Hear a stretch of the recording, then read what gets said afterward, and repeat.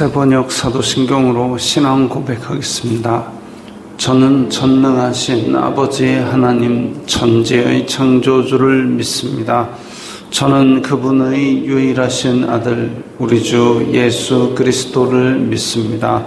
그분은 성령으로 잉태되어 동정녀 마리아에게서 나시고 본디오 빌라도에게 고난을 받아 십자가에 못 박혀 죽으시고 장사된 지 사흘 만에 죽은 자 가운데서 다시 살아나셨으며 하늘에 오르시어 전능하신 아버지 하나님 우편에 앉아 계시다가 거기로부터 살아있는 자와 죽은 자를 심판하러 오십니다.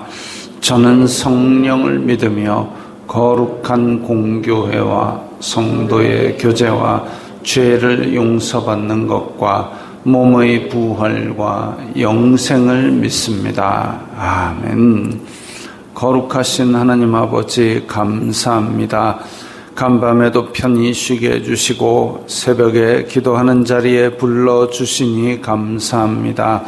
이 시간 저희들 마음 중심으로 주님을 경외하게 하여 주시옵소서. 예수님 이름으로 기도드리옵나이다. 아멘. 찬송가 538장입니다.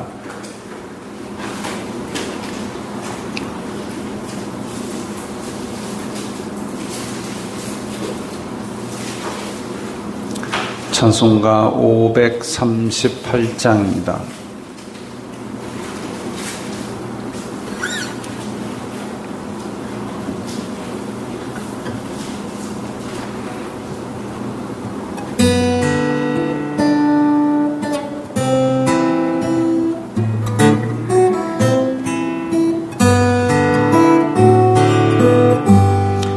죄짐을 지고서 고나거든 내 마음속에 주 영접하며 새 사람 되기를 원하거든 내 구주를 영접하라. 의심을 다 버리고 구주를 영접하라. 만문 다 열어놓고 내 구주를 영접하라. 정결케 되기를 원하거든 내 맘속에 주 영접하며 생명수 마시기 원하거든 내 구주를 영접하라.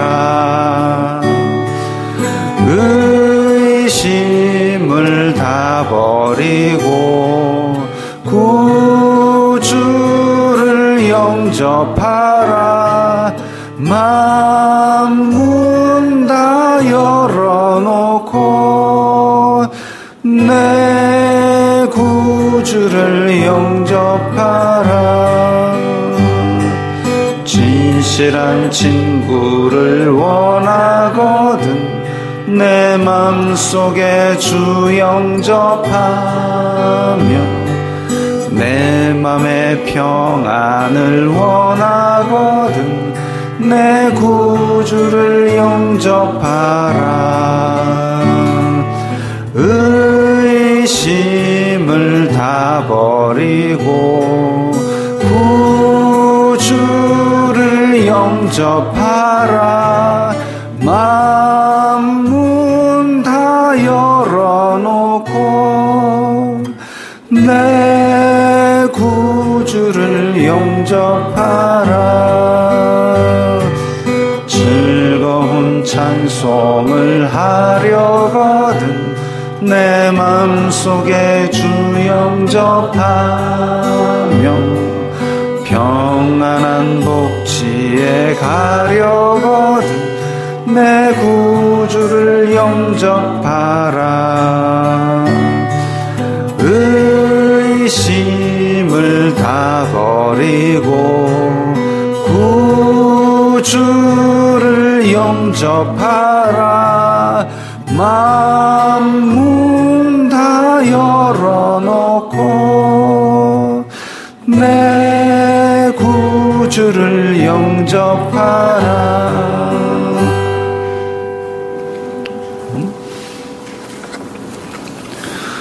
오늘 말씀은 누가복음 20장 19절부터 26절까지의 말씀입니다.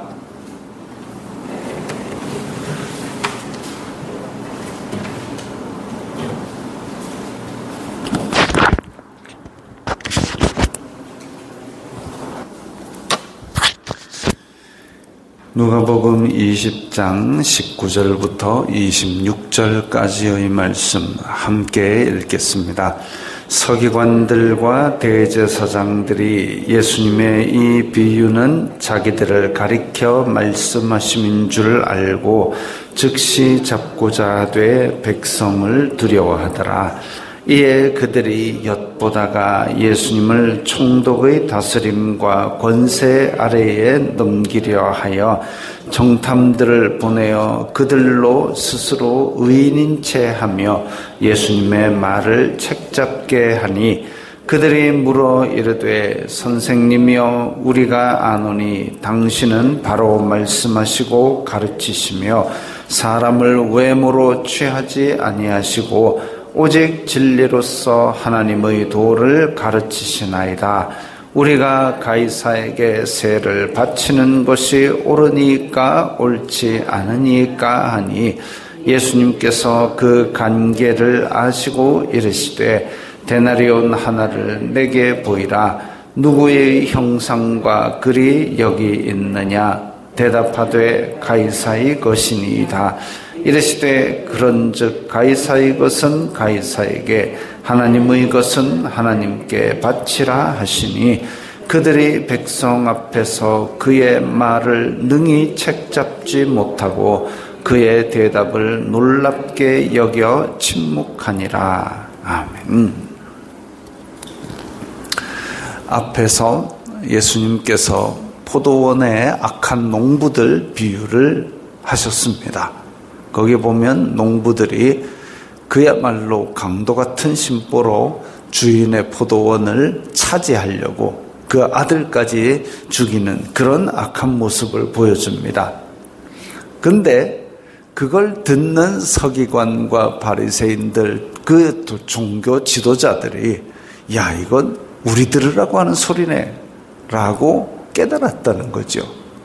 근데 우리 들으라고 하는 소리네, 그러면 야, 이거 농부가 하나님께 반항하다가 다 지금 심판받아서 멸절당하는구나. 나는 거기에 있지 말아야 되겠다. 그게 상식이죠. 그게 합리적인 생각이죠.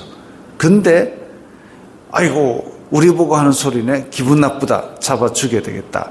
이게 사악한 서기관과 대제사장들의 마음입니다. 딱 포도원의 악한 농부들의 마음을 예수님께서 꼭 찍으셨는데, 아이고 내 마음을 어떻게 아셨지?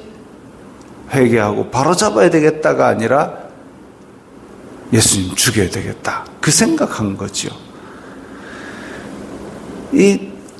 근데 예수님을 즉시 잡고자 하되 백성을 두려워하더라. 이 사람들은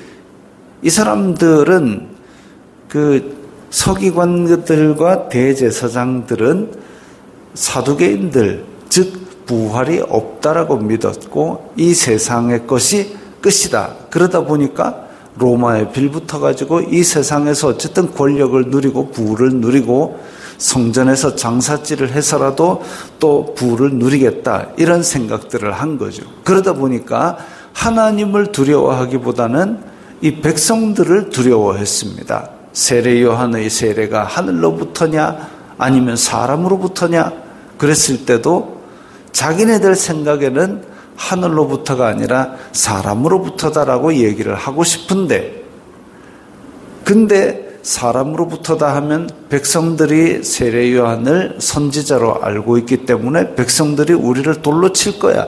그래서 나는 모르겠다라고 대답을 했다 이거죠. 즉 하나님을 두려워하기보다는 눈에 보이는 군중을 두려워하는 마음입니다. 마찬가지로 예수님을 즉시 잡고자 하되 뭐가 걸려서 못 잡았느냐? 백성들이 지금 저렇게 따르는데 혹시나 백성들이 돌 들고 달려들까 봐 그래서 잡지를 못한 거죠. 자기네들이 야, 기분 나쁘다. 기분 나쁜데 백성들 때문에 우리가 지금 어떻게 못하겠다. 그러니까 종교 지도자라고는 하지만 그 종교에 있는 신념은 아무것도 없고 자기네들의 이익과 자기네들의 자리 지키기밖에 없는 인간들입니다. 나라 꼴이 참 희한하지요. 지금 로마 식민지로 있어가지고 그야말로 비참한 생활을 하고 있는데 자기네들의 자리와 권력과 부우 유지하는 것 말고는 아무 생각이 없는 인간들이 지금 종교 지도자라고 백성들이 인사하는 것을 꼬박꼬박 받아먹고 앉아있다는 겁니다. 그러면서 백성들이 혹시나 등 돌릴까 그것 두려워해가지고 자기네들이 예수님께서 하신 말씀에 기분 나빠가지고 죽여버리겠다. 근데 우리 손으로는 못하겠다. 그러면 어떻게 하느냐? 그걸로 머리를 쓰고 앉았습니다. 머리를 쓰는 거는 자기네들의 죄를 회개하는데 머리를 써야 되는데 지금 기를 쓰고 악한 짓을 더 하려고 합니다. 그야말로 하나님께서 심판하시기 위해서 이들을 악한 마음대로 내버려 두신 것이죠. 이에 그들이 엿보다가 예수님을 총독의 다스림과 권세 아래에 넘기려 하여 자기네들의 손에 피 묻히기 싫고 자기네들이 그로 인하여 책임지거나 비난받기 싫으니까 어쩌든지 꼬투리를 잡아가지고 없으면 만들어서라도 로마에게 맡겨버리면 로마가 알아서 죽여줄 것이다. 그 생각을 한 겁니다. 사악하지요. 아주 사악한 마음을 품었습니다. 그래서 정탐들을 보내어 그들로 스스로 의인인 체하며 예수님의 말을 책잡게 하니, 그러니까 율법 다 지키고 있습니다. 아주 성전에서 예배 열심히 드리고 있습니다. 그런데 예수님 하면서 이상한 함정들을 파가지고 거기에 말 한마디 잘못하면 넘어가게 만들어놨습니다. 서기관과 대제사장들이라는 인간들이 자기네들이 어떻게 대화를 통해서 예수님께 진리를 듣고자 하는 마음은 없고 내 구주를 영접하고자 하는 마음은 없고 구주로 이 땅에 육신을 입고 오시기까지 했는데도 불구하고 그 은혜를 거부하면서 반대쪽으로 뛰어 도망가고 있는 거죠. 그러면서 죽이려고 총독에게 넘길 꾀를 짜냅니다. 짜내고 지금 예수님의 말을 책잡으려고 다가오는 이 정탐들이 과연 아무 생각 없이 갔겠습니까? 서기관과 바리새인과 대제사장들이 야 이런 말로 물어가지고 이 말 하면은 이렇게 책잡고 저 말 하면 저렇게 책잡아라. 그렇게 다 머리를 써서 입에 넣어준 말이지요. 그들이 물어 이르되 선생님이여 우리가 아노니 당신은 바로 말씀하시고 가르치시면 어쩌고 저쩌고 그냥 아부를 그냥 살살살살 해가지고 보통 사람 같으면 홀딱 넘어가게 아부를 열심히 하고 있습니다. 그러면서 가이사에게 세를 바치는 것이 옳으니까 옳지 않습니까? 이 진짜 양쪽에 날선 검 같은 질문을 던집니다. 오늘도 이 세상 사람들은 우리에게 이런 날카로운 질문들을 던집니다. 그래서 우리의 마음이 예수님을 믿는 믿음, 거기에서 걸려 넘어질 수밖에 없는 그런 질문들을 우리의 목에다 칼 들이대듯이 그렇게 들이댑니다. 이래도 믿을래? 그럴 때에 우리가 우리의 생각을 가지고 대답하면 판판이 넘어질 수밖에 없습니다. 우리가 그건 넘어졌다 해서 예수님의 사랑에서 끊어지고 끝나는 건 아닙니다만은 이제 나중에 성경 말씀을 통해서 내가 그때 실수했다는 걸 깨달으면 한없이 부끄러워지죠. 그래서 이런 얘기들, 세종대왕이 지옥 갔나? 이순신 장군이 천국 갔나 지옥 갔나 이런 거 물어싸면은 이게 왜 묻는 건지에 대한 생각을 잘 해야 됩니다. 왜 묻는 건지, 이 사람이 왜 물을까? 진짜 진리가 궁금할까? 그러면은 거기에 맞는 대답을 해줄 텐데, 근데 이제 가장 간단한 논리로, 가장 단순한 논리로, 야, 예수님 안 믿었으면 지옥 갔겠지. 근데 그때 전하는 사람이 있었습니까? 뭐 없는데도 불구하고, 그래가지고 그때 내 마음대로 천국과 지옥을 판단해버리면 이게 함정에 넘어가는 겁니다. 구원은 하나님 아버지의 영역이니 그분만이 아신다. 이렇게 대답을 하면은 깔끔하지요. 어떻게 알겠습니까?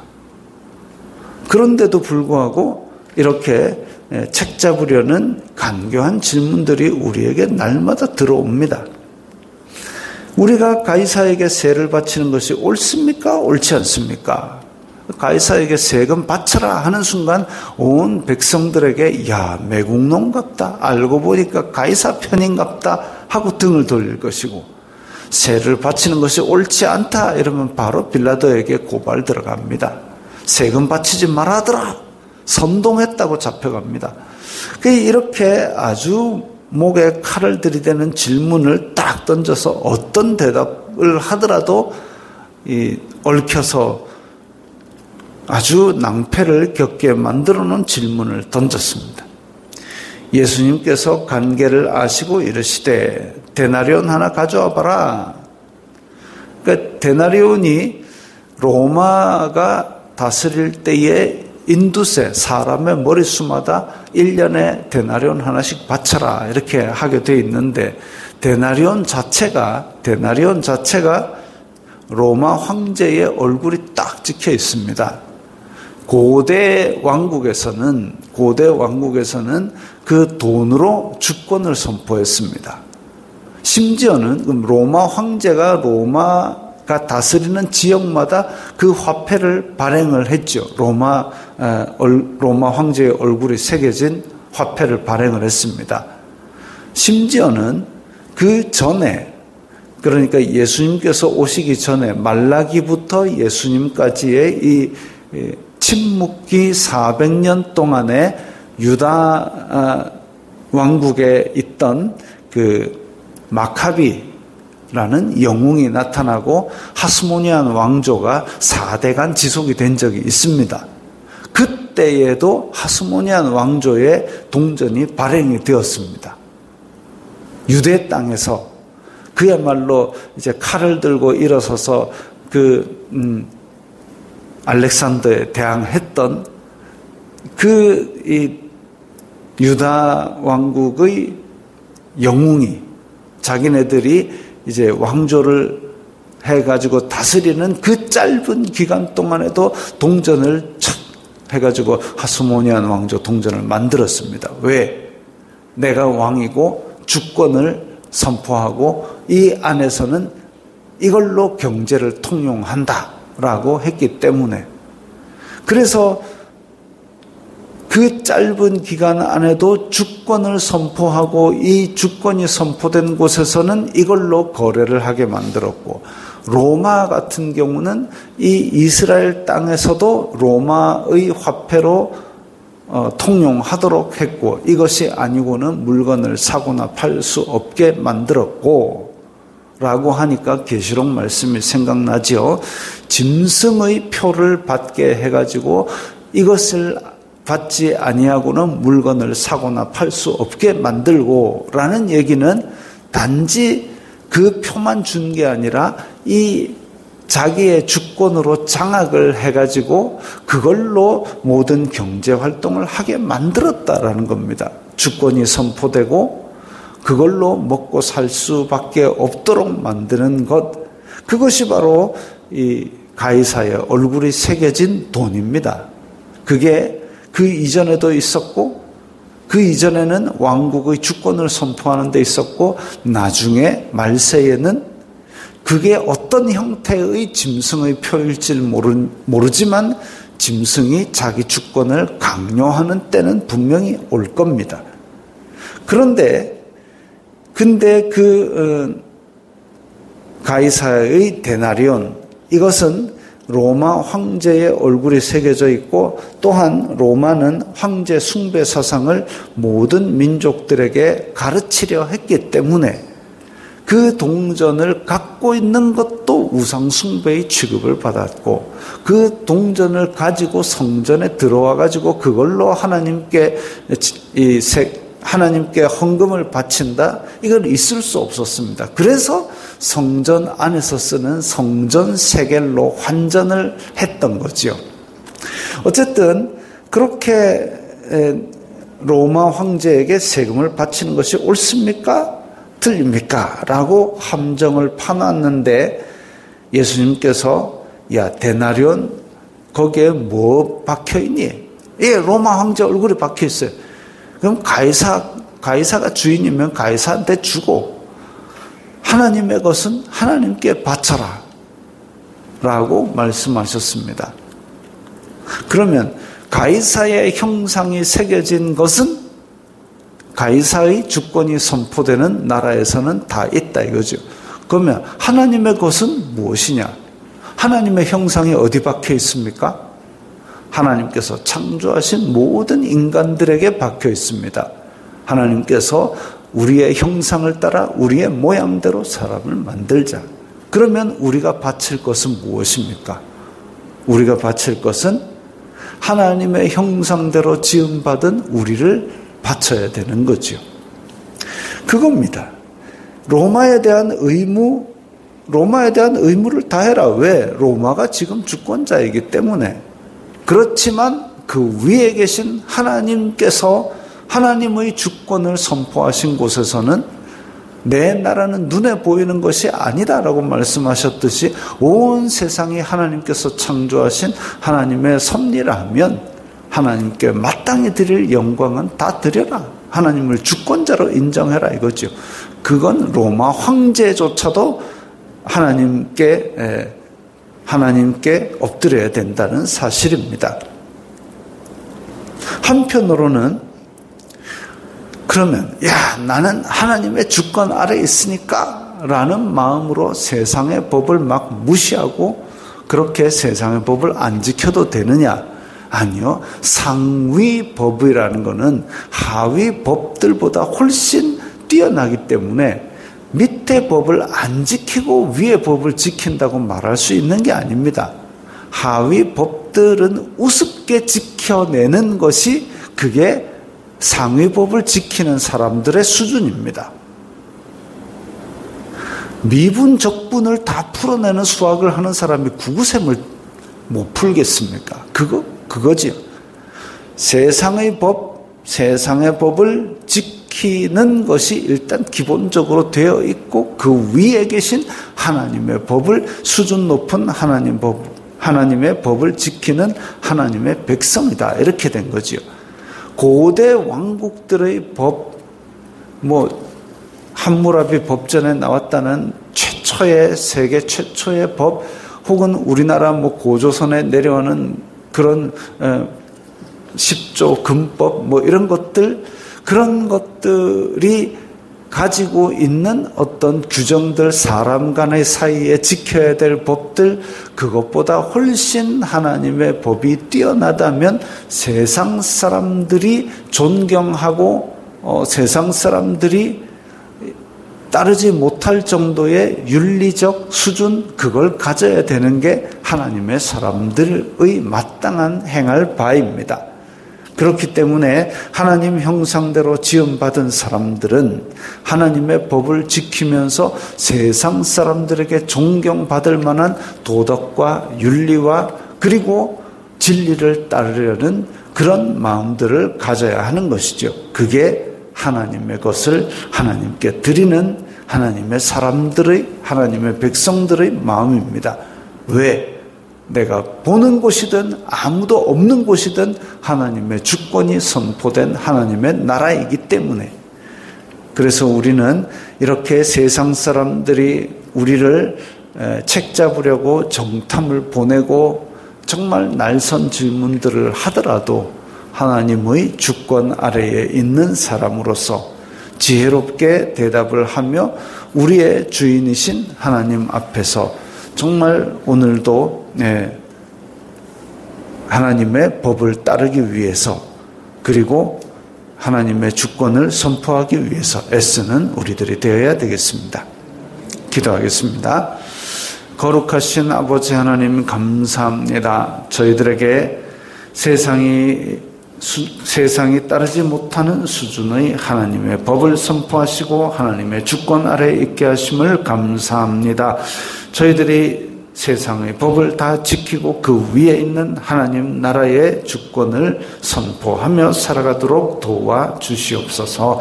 예수님 이름으로 기도드리옵나이다. 아멘.